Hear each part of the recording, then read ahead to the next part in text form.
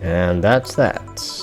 Also, I'll be taking my goddamn it, I should have waited to save it to the next episode. Alright, whatever. Whatever. Okay, well, next episode is starting right now. Here we go. Safe. I need to remember to buy more scars. What? Why?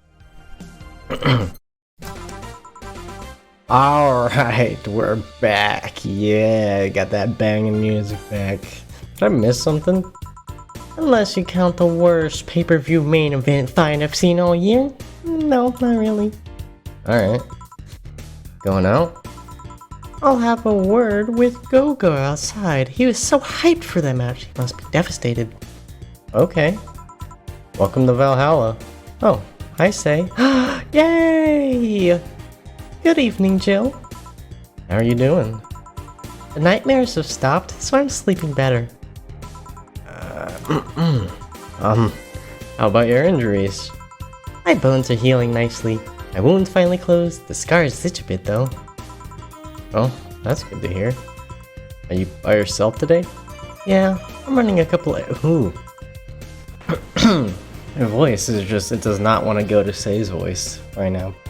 Yeah, I'm running a couple errands by myself today, but I wanted to come here for a while. I also noticed that big guy from the last time is outside. Buster? Stella doesn't want me being alone while I'm still healing, so she suggested taking him with me. Ah, I see. What can I get you? What can I get you? Something cold. Sure. You want something cold? I'm gonna go give you a sugarush. It's not cold. Sugarush is not cold. Okay. How about a sunshine? How about a sunshine cloud? It's... Oh, I gotta blend it though. Oh, it's gonna take forever. That's fine though. Say it's all sunshiny. She'll enjoy a sunshine cloud. There you go. Yeah, this is the one. Well, I drink something cold when the weather outside is so cold too. It's not that cold actually, but I've always had decent tolerance for the cold, so I'm not a good reference. So Stella isn't with you today? She's throwing a mega Christmas party tomorrow and is having a meeting today. Oh no! Oh Say, no! Oh man! Poop. Now Say and Stella aren't gonna be there. Meh. I'm just helping her by checking on some of the things she ordered. And here I was already to excuse me. And here I was already to invite you to the party we're throwing tomorrow. You're throwing a party too? Sorry about that. Can't really say no to Stella. Maybe next time? If there's a next time at all. Don't worry about it. It's not a big deal. I want you to know that I want you to have a good time. Have fun, drink a couple of beers in our honor. I will then. What are Stella's Christmas parties like? They're really big. There's lots of foods and drink and music.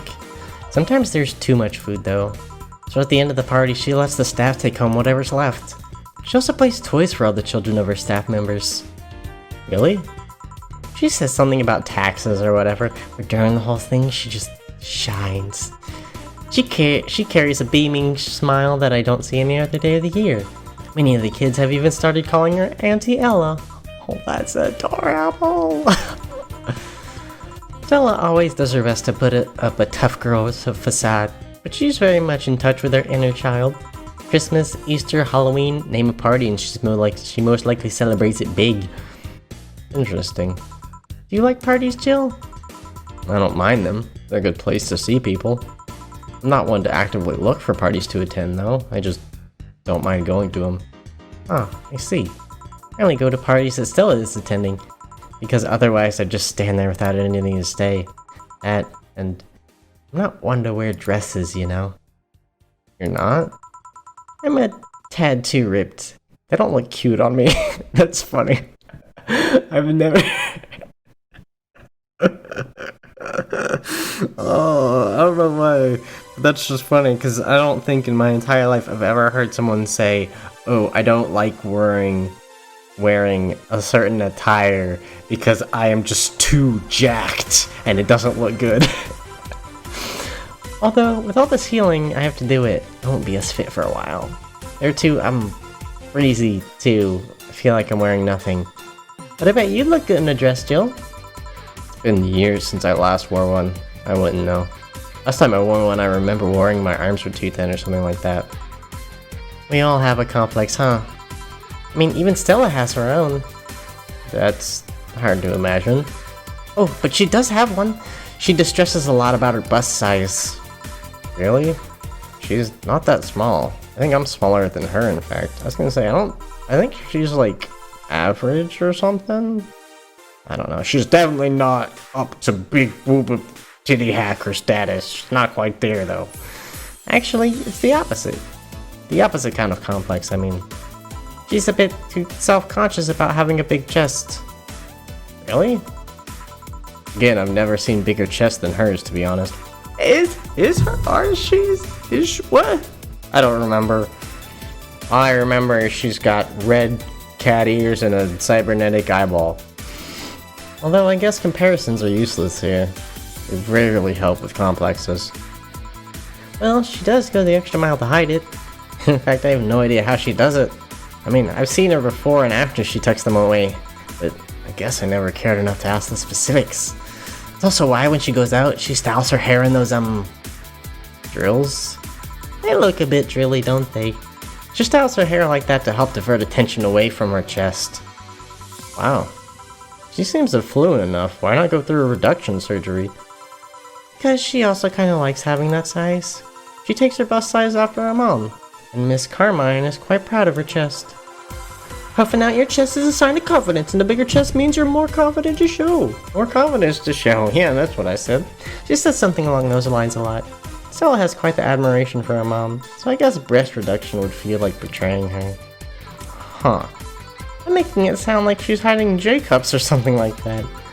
I guess in a taller or thicker person, her size would be normal. She's a bit shorter or thinner than the norm. Do you get self-conscious about your bust size, Jill? Not really, I've been more self-conscious about my height. Although it usually comes up whenever not being, whenever not being average height hinders me somehow. Good God, I need to be this tall to read the goddamn dialogue. Ugh. What about you? Yes and no? It's not my bust size, but rather that I look too manly sometimes. What do you mean, say? You're freaking adorable. The fact that you're jacked and strong is an awesome plus. I don't know what you're talking about. I can't help but wonder if bigger boobs would help with that. You're fine, don't worry. Thank you. Can I get you anything else? You have something non-alcoholic? I do. Let's just give her the sugar, sugar. You can have the sugar rush, cause it's super non-alcoholic and easy to serve. Here you go. Thanks, you're not wanting to drink that much alcohol, are you? It makes me sleepy, you're all that very release, my legs go numb, yeah. I don't know, I started going into Yosuke from Persona. Oof. It's an annoying feeling, to be honest. It makes me wonder what's so good about getting drunk. This is the freaking song, I love this song. I mean, I'm not above it, but it's not exactly a pleasant feeling. You feel like you're sleepy even when you're not. Your legs go numb, everything starts sounding funnier than it really is. What's so good about not being able to control yourself? That's a good question, actually. Yeah, that's kind of part of the reason why I don't really find much of appeal of, like, getting drunk. Like, personally, I don't mind drinking, but the idea of, like, getting shit-faced is just kind of lost on me. Usually people like feeling them because that numbness helps them forget about their problems. Yeah, I guess that's a reason. Even if we don't talk about alcohol, there's a portion of people that can't afford food, who are suffering from some pain that only alleviates when drunk or high. Doesn't sound really logical on paper, but then again, humans are really, if ever, logical creatures. Despair and pain cloud your judgment and make you do stupid things sometimes. Yeah, I've seen that firsthand. This world has an ugly side nobody deserves to be a part of. No more sadness. Cheer time. It's almost Christmas. There's also a matter of addiction. Oh, come on, Jill. Why, come on. This is supposed to be happy mega Christmas time. Why are you talking about alcohol addiction? Stop it. You start just liking the drink, but then you need more of it, and before you know it, you're hooked. Oh yeah, that too. So tell me, what kind of party are you guys throwing? Nothing fancy. It'll just be me, Boss, Gil, and a couple of regulars. I'll bring food, we'll chat for a while, and that's it. Man, that sounds so good. At least better than the whole planning madness Stella's throwing right now. If you ever throw something like that again, you let me know, you hear? Sure. Hey, say? Yeah? What do you plan on doing now? We're gonna check one last errand before going home. No, I mean, what do you plan on doing now, with the White Knights disbanded and all? To be honest, I don't know. I never prepared a plan B because I figured if you can go with a plan B, why not just make it with plan A? I'm not the brightest person, so I never graduated from college or even high school. I could go for a position with the police, but it wouldn't be as thrilling. And I'm tired of blatant corruption. Sick of it. Oh. But I'm alive. I learned something after the Hell in Apollo Trust. Life is not something that you can just throw away easily. Clawing my way out of that place made me realize just how much I want to be alive. The body count left in the bank was ridiculous, but I'm still here. I don't know what I'll do, but I'm alive. I'll figure it out sooner or later. Well, that's nice to know. Well, I gotta go. Bye, Jill. Good luck with the party. Please come again. And we're gonna go to the next episode. Oh. Welcome to Valhalla. Oh, hi, Mr. Detective. Oh, it's him. What's his voice? It's very, it's very nasally, I think. Hey there, girl. Give me a strong drink, won't you? Alright. Something strong. Probably manly. Well, what about... I was thinking... I was thinking of the Zen Star, to be honest. Because the Zen Star... Wait, what's the one... What's the one that has 9 Karma Trine in it? Yeah, the fringe... Yeah, you want strong, I'll show you strong. Here you go, buddy. Here. Not strong enough, kid. I ain't paying for this. Jesus, how strong did you want it? What? Did you want, like, a fucking massive, like, all the alcohol in the back? Jeez. What brought you here today? Nothing special. I was just working on a case and I happened to be in the area. What kind of work? Tracking someone. A gun for hire. What about the girl? Crimson something? I am tracking that girl. Didn't you just get out of that job? I did.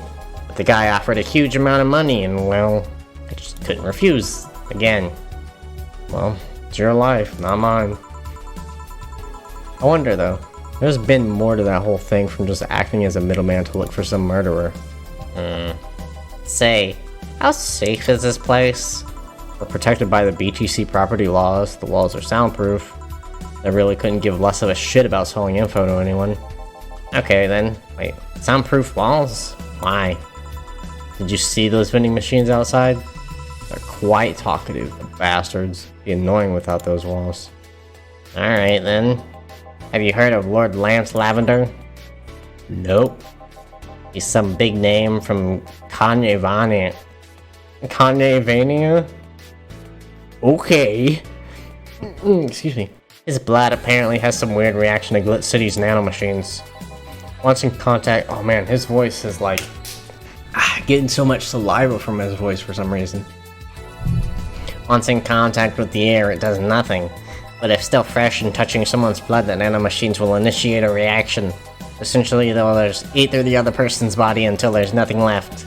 They're using him as a guinea pig to see what causes that reaction and if it could be used to fight nanomachine ejection. Uh-huh. Well, turns out the Crimson Rose is his daughter. She left years ago to earn her living here and he hasn't seen her ever since. You could be lying, you know. Doubt it. I did my research. She really is his daughter. Why didn't you figure that out earlier? I had no clue who was making the contract, and tracking all the messages to the source would have been too costly. Knowing who the sender was made things easier.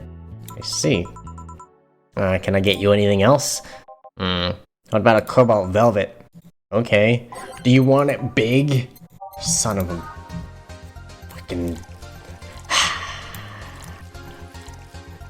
I was doing so good before this session, and I've just messed up so much, apparently. There you go. Oh, you actually did it. You expecting me to mess up so you didn't have to pay? No. So what made you accept the contract anyway? Keeping in mind all the risk you told me last time?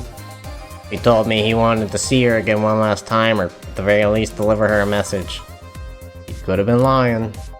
Yes, people lie. You made your point. Even then, I felt like I couldn't say no. I mean, I know what it's like not being able to find your daughter. What it's like to be apart from her, not knowing what she's doing or even if she's alright. You do? I have a daughter, she's about your age. When she was a teen, we had a big fight and she ran away from home. At first, I just waited for her to show up, but then I started getting worried and went out to find her. Couldn't find any trace of her. Nobody had seen her. Soon I was worried if something might have happened to her. I guess that's how my tracking skills and list of contacts began to grow. Finally found her, taking cover in some dumpster, unconscious from starvation. But yeah, I just couldn't say no to his request of finding his daughter. I don't expect you to understand. Alright, wow, that was a little heavy. Okay, how's your search going, buddy? I'm very close to finding her, actually. That girl's pretty good at covering her tracks, though. Compared to her from before the bank incident, though, she seems slower somehow. Either she's let her guard down or something else is happening. I mean, she could be injured, potentially. If she's slower, yeah. What will you do when you find her? My head is itchy. I have this letter I'm supposed to deliver to her. I don't know what it says and I don't want to find out. What if she tries to kill you? I might not look like it, but I can take care of myself, bartender. You don't stay so long in this business without picking up a couple of tricks. Yeah, I guess you're right. Okay, I better go back to work before her chair goes cold. Please come again, that was real short. Are you done? Yeah. Okay then, I want you here tomorrow at 8 PM. No working beforehand, the bar will be closed tomorrow. Come dressed in your absolute best, we're having a party after all. Alright. Where's Gil, by the way? He's stored out all of our things in his home because of how close it was. Yeah. He stored all of our things in his home because it's so close. So I told him to go home already and bring in the stuff tomorrow. I see. What? Yeah, see you tomorrow. Hold on. Wait a bit and I'll go with you. Oh, sure. Thanks. Ah, poop. I didn't realize he wanted like super big. Jesus.